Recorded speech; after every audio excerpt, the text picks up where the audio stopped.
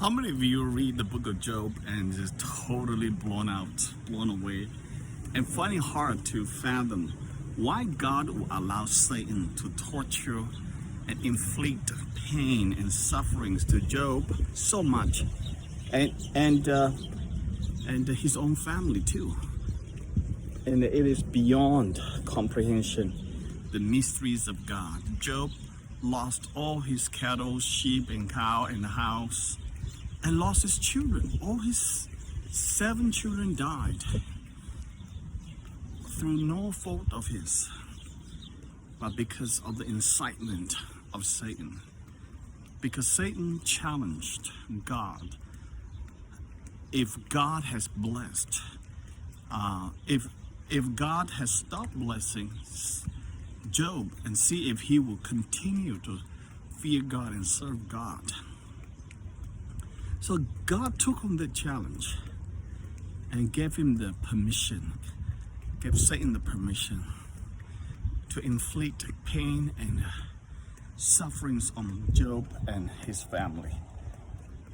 Job literally lost everything except his wife and his house. Worse still, his children. In fact, the last point of it was he himself was inflicted. It was pain and sores all over his body. He even cursed the day that he was born. So it just went so far. I've always found it really hard to preach from Job. I've never preached from Job, but this is the first time I'm going to share a little bit from Job. Thanks to Derek Kidner's book on the wisdom of Proverbs, Job, and Ecclesiastes. Great book. So I'm going through the class now. There's some mighty revelation that Kidner wrote, which is really amazing.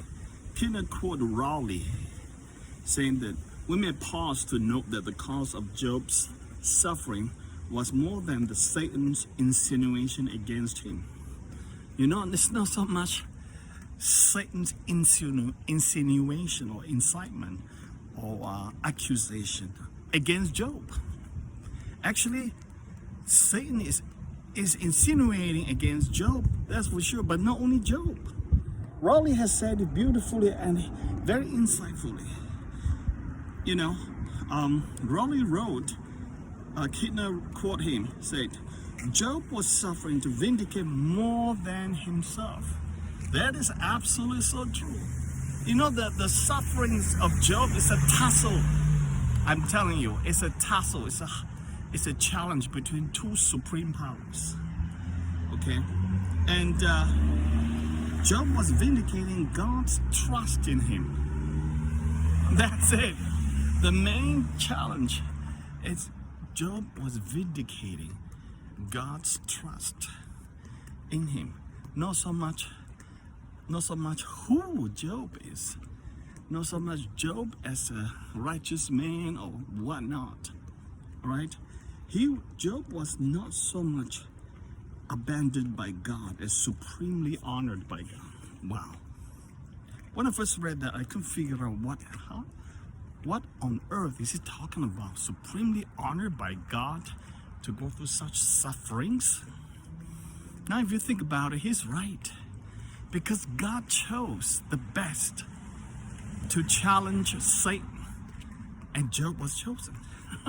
Because it was God's idea, first of all. God was, okay, the background is all the angels came and presented themselves before God. And Satan came along. And God asked him, where have you come from, Satan? So Satan said, from roaming the earth up and down. And then God said this, have you considered my servant Job, a man of blameless righteousness? And God's like bragging about him, you know. And then Satan throw in the hammer. Oh yeah, he's righteous and blameless only because you bless him. Take away blessings from him. See how he's going to respond. Okay, and then God said, all right, I'll take it on. I'm telling you, do it. You can do anything to him, but you cannot touch his life. So Satan got divine permission, going to inflict. And the reason Raleigh said that the story of Job is Job should be incredibly honored by God. Job is actually very, very honored, incredibly honored by God. Not so much suffered. He's not so much abandoned by God. That's the word. Then rather than honored by God. That's a really insightful way of looking at it. It seemed like God abandoned Job in the struggles. I don't know how long, maybe a year or two. No, God didn't abandon him. God was with him. It was really a time of pruning and testing. And eventually, Job came through, and God replied to him, and gave him a tremendous blessings. Or so much so that people are beginning to wonder, what is the big story in that sense? Because Job was rewarded 7 more children back. His daughter became the most beautiful daughters, women on the face of the earth.